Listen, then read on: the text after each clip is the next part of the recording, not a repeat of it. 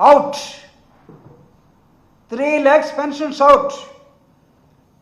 జగన్మోహన్ రెడ్డి గారి ప్రభుత్వంలో దాదాపు మొత్తం పెన్షన్లన్నీ 66,34,742 66,34,742 పెన్షన్స్ జగన్మోహన్ రెడ్డి గారు ఇచ్చింది. కానీ మీరెంత ఇస్తున్నారు తెలుసా? ఇప్పుడు 63.59 లక్షలు, అంటే దాదాపు 3 లక్షలు నొక్కేశారు. అంటే 3 లక్షల మందిని పెన్షన్ లేకుండా తయారు చేసి మేము నీ బడ్జెట్లో ఏమో కొంత చూపిస్తావు, ఇచ్చిందేమో కొంత, కంపారిజన్ కొంత, to confuse the people. Convince చేయటం కాదు, కన్ఫ్యూజ్. అక్కడ వచ్చిన వాళ్ళందరికీ కన్ఫ్యూజ్ కావాలి. మళ్ళీ బయటికి పోయి వాళ్ళు ఏం మాట్లాడుకోవాలని ఏం మాట్లాడుకుంటున్నారంటే జగన్మోహన్ రెడ్డి గారు అద్భుతంగా చేస్తే ఈయనంటే ఇన్ని సన్నాయి నొక్కులు నొక్కుతున్నాడు అనే దాని మీద ఈరోజు వెళ్ళిపోయారు. కానీ బడ్జెట్ ఒక విధంగా ఈ విధంగా చూపించినట్టు వీళ్ళకి స్టీల్ ప్లాంట్ విషయం చంద్రబాబు నాయుడు గారు చెప్తున్నాడు, స్టీల్ ప్లాంట్ని గాడిలో పెట్టాడట. స్టీల్ ప్లాంట్ ఎంప్లాయీస్ని అడగని పోయి 40,000 మందిని అవుట్సోర్సింగ్ ఎంప్లాయీస్ మొత్తాన్ని తీసేశారు. 5,000 మంది engineers, being a mechanical engineer worked in ministry of defence steel ప్లాంట్లో, నేను ఒక మెటలర్జికల్ ఇండస్ట్రీలో పనిచేసి 18 సంవత్సరాలు పనిచేసినటువంటి ఒక ఇంజనీర్గా నేను చెప్తున్నాను. It's not just like that. 40,000 మందిని నువ్వు అవుట్సోర్సింగ్ ఎంప్లాయీస్ మొత్తాన్ని ఈరోజు స్టీల్ ప్లాంట్లో తీసేశారు.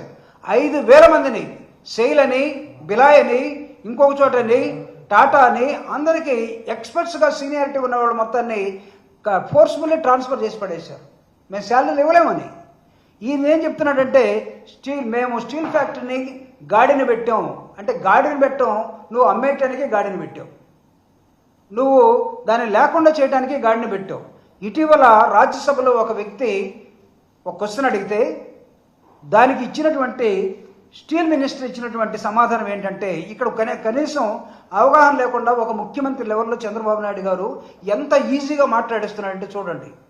దానికి ఒక నెలకి 2 లక్షల రూపాయలు కరెంటు బిల్లు ఇస్తున్నాడట, వాటర్ బిల్లు కడుతున్నాడట. కానీ ఫ్యాక్టరీ ఉంటుందట, ఎక్కడ పోదట. కానీ వీళ్ళు జనసేన, తెలుగుదేశం, బీజేపీ కలిపి దాన్ని గాడిలో పెట్టారంటే, గాడిలో పెట్టడం దేనికంటే ప్రైవేట్ వాడికి ఇవ్వటం కోసం. మీరేం చెప్తున్నారు? మేము గాడిలో పెట్టాం. ఎంప్లాయీస్ని అడగండి, జిఎంని అడగండి, డైరెక్టర్ని అడగండి, steel plant chairman and managing డైరెక్టర్ని అడగండి. నేను దాదాపు ఒక సీనియర్ మేనేజర్ లెవెల్లో, జిఎం లెవెల్లో బయటకు వచ్చినట్టు. నువ్వు మొత్తాన్ని క్యాజువల్ ఎంప్లాయీస్ మొత్తాన్ని, అవుట్సోర్సింగ్ ఎంప్లాయీస్ మొత్తాన్ని, సర్వీస్ ఉన్నటువంటి ఎక్స్పర్ట్ ఇంజనీర్స్ మొత్తాన్ని కూడా ట్రాన్స్ఫర్ చేసిన తర్వాత అక్కడ మిగిలింది ఎంతమంది? వాళ్ళకి ఇచ్చే జీతాలు ఎంత? అవి కూడా ఇవ్వలేక నువ్వు బయట చెప్తున్నావు. But this is the question from Rajya Sabha. రాజ్యసభలో స్టీల్ మినిస్టర్ ఏం ఆన్సర్ ఇచ్చాడంటే, ఈయన గాడిని పెట్టేదానికి public grievances relating to the decision of CCEA. CCEA అంటే ఇది cabinet committee of economic affairs. CCEA అంటే cabinet committee of economic affairs. వాళ్ళు ఇచ్చినటువంటి రిపోర్ట్ ఏంటంటే, we have taken a decision of CCEA for disinvestment of steel factory. Disinvestment అంటే గాడిలో పెట్టడం. My dear press people, ఈయన ఏం అబద్ధాలు చెప్తున్నాడు? అసలు ఎవరు నమ్ముతాడని? స్టీల్ ఫ్యాక్టరీ వాళ్ళు విశాఖపోతే వాళ్ళు మాట్లాడతారు ఇప్పుడు. అంటే మాకు అబద్ధాలు రావని, మాతోటి మేము అబద్ధాలు, జగన్మోహన్ రెడ్డి గారు అబద్ధాలు చెప్పడు కాబట్టి మీరు మాత్రం అబద్ధాలను దంచుకుంటూ వెళ్ళిపోతారా? అరే, ఒక ముఖ్యమంత్రి లెవెల్లో ఏం మాట్లాడాలి?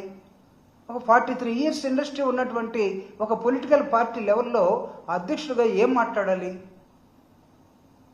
సంపద సృష్టిస్తూ ఉంటారు. సంపద అంటే ఇదేమన్నా ఈ టొబాకో కంపెనీ సీజనా? 3 నెలలు టొబాకో కొట్టి ఒక బ్యాచ్ బ్యార్నీలో, ఒక బ్యాచ్ ఎండబెట్టి ఐటీసీ వాళ్ళు అమ్ముకోవడానికి అదన్నా చేశారా? From where you are going to produce? ఎక్కడి నుంచి మీరు ప్రొడ్యూస్ చేయబోతున్నారు చెప్పండి? ఏ పంట? జొన్నలా, సజ్జలా, రాగులా, బియ్యమా, లేకపోతే దుంపకాయలా? లేకపోతే ఏంటిది? సంపద ఎక్కడి నుంచి సృష్టిస్తారు? ఎవరితో సృష్టిస్తారు? అదేమంటే మీరు విచిత్రంగా మాట్లాడేస్తున్నారే. అసలు కుటుంబాలు గడవక జనాలందరూ వలసలో పోతూ ఉంటే, మీ మీద నమ్మకం లేక ఎవడో రాకపోతే, లా అండ్ ఆర్డర్ లేదని ఎవడో ఇక్కడ దిక్కు చూడకపోతే వాడుస్తున్నాడు, ఈడుస్తున్నాడు. Nonsense. ఐ థింక్ ఇది ఒక లెవెల్ ఆఫ్ ఎక్స్పర్ట్ నిజం కానీ లేకపోతే సీనియారిటీ ఉన్న నాయకులు చెప్పే వాటికి ఏమాత్రం మంచిది కాదని అసహించుకునే పదాలుగా ఇక్కడ నేను చెప్పదలుచుకున్నాను. మూడవ అంశం, దీన్ని అమ్మేయటానికి డిస్ఇన్వెస్ట్మెంట్ చేయడానికి వాళ్ళు సిద్ధంగా ఉన్నామని చెప్తే చంద్రబాబు నాయుడు గారు ఏం చెప్తున్నారంటే గాడిలో పెట్టడానికి సిద్ధంగా ఉన్నాం. దేనికి గాడిలు అంటే డిస్ఇన్వెస్ట్మెంట్ గాడిలో. వాళ్ళు అనుకున్నట్టుగా కేంద్ర ప్రభుత్వం అమ్మేయాలి. నిర్మలా సీతారామన్ ఫ్రీగా చెప్పేస్తూ ఉంది, we're not here, we're not capable even to help to VSP Visakha steel ప్లాంట్కి హెల్ప్ చేయాలనుకున్నా మేము చేయలేని దశలోకి వెళ్ళిపోయాం. ఆల్రెడీ మేము ఎవరితో అగ్రిమెంట్ చేసుకున్నాం, మాకు కొన్ని కోట్ల పార్టీకి ఇస్తామన్నాడని వాళ్ళు చెప్తున్నారు.